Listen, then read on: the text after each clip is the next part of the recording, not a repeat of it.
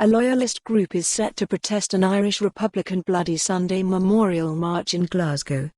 Members of the National Defence League are calling on all loyalists to demonstrate at the event, sharing posters of "No IRA on our streets" on social media. Fears of violence have again surfaced in the city following heightened tensions at the end of the last marching season. Around 200 members of Republican group West of Scotland Band Alliance are expected to parade through the city centre on Saturday morning.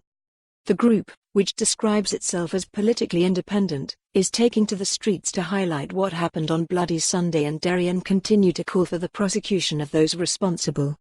Bloody Sunday, or the Bogside Massacre, saw 14 unarmed civilians killed by British soldiers during a protest march on January 30, 1972. Posters shared online by the National Defence League. The group will meet at Shamrock Street in Cowcaddens at around 11 a.m. before following the proposed route: Scott Street, West Graham Street, Cambridge Street, Renfrew Street, Renfield Street, Jamaica Street, Clyde Street, Stockwell Street, Trongate, Gallowgate, Sydney Street. A group of loyalist protesters are expected to meet the march in the city centre. A Facebook event, set up by the National Defence League, says it is calling on all loyalists to be at Cambridge Street for their demonstration. Posters of "No IRA on our streets" have been shared, similar to those which were posted ahead of riot-like scenes in Govan last August. Tensions bowled over that night when loyalist groups protested an Irish Unity March by the James Connolly Republican Flute Band through the area.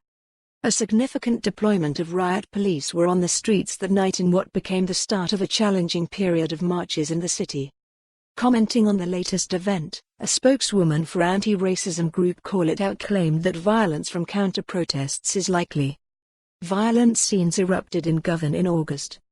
They told the Morning Star, the targeting by far-right/orange groups of marches organised by sections of the Irish community is an increasing and worrying development. Counter-protests are perfectly legal and acceptable, but we know from the experience of last year that they are likely to use violence against the police in their attempt to intimidate our community. We hope that the authorities will ensure lawful marches are allowed to proceed peacefully and that the media will not repeat their practice of blaming the intended victims alongside the perpetrators. Police Scotland's Chief Superintendent Mark Hargreaves also told the paper, "Our priority is to ensure the safety of all people involved in any event and of the wider community." It comes less than a week after a senior police chief with almost 3 decades of experience. For more on this story, visit the news article link.